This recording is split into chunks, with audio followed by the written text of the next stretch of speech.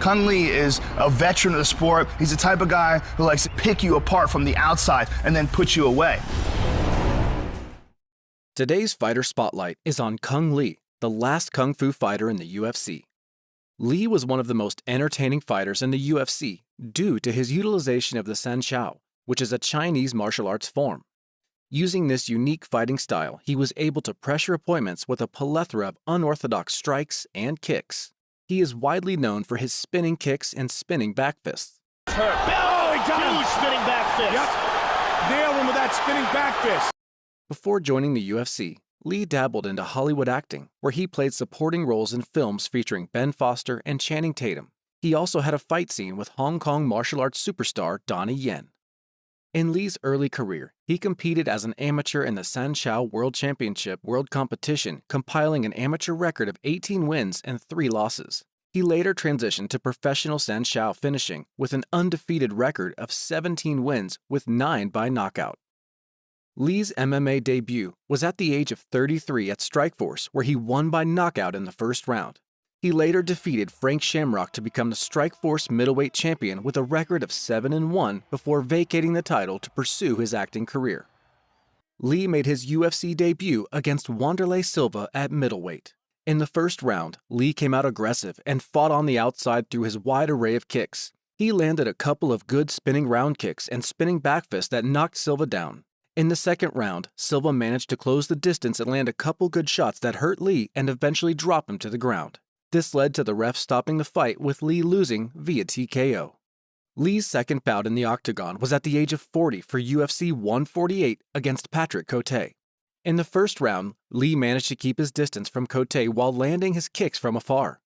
Cote had trouble closing in the distance and adapting to Lee's unique style. Lee appeared to tire in the second round, and Cote began to find his range and unleashed a combo on Lee. In the final round, we see Lee utilize some of his wrestling skills, where he managed to take down Cote in the final moments of the fight. Lee gets his first UFC win in the UFC by unanimous decision.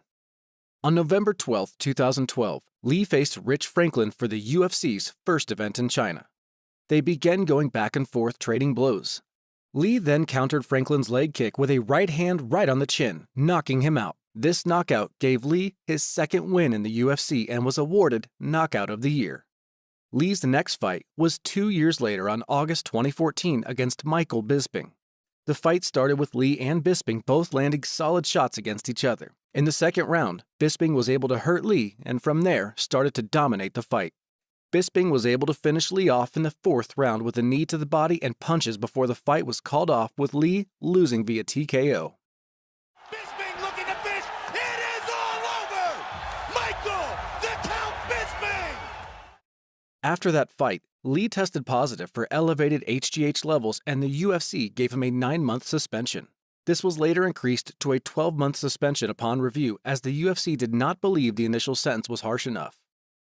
Lee maintained his innocence, that he did not use any PEDs, and proceeded to appeal the positive result. An investigation uncovered a number of findings that supported Lee's innocence. The firm that was contracted by the UFC to conduct the doping test did not follow standard sport doping procedures and therefore may have received a false positive. Lee's blood and urine samples were destroyed after the initial positive testing, which is also against standard sports drug testing protocol.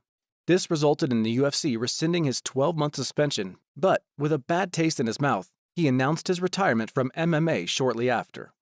Lee felt as if he was thrown under the bus by the UFC and has since joined a $5 billion class action lawsuit against the UFC's parent company for leveraging their monopoly power against fighters and holding down their pay. Since retirement from MMA, Lee has continued to act in various movies and TV series.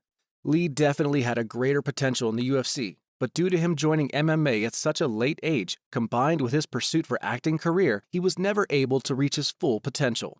Nevertheless, Kung Lee has made an everlasting impression to MMA fans with his movie-like fighting style. Who would you like to see next in the Fighter Spotlight? Don't forget to like and subscribe if you liked this video.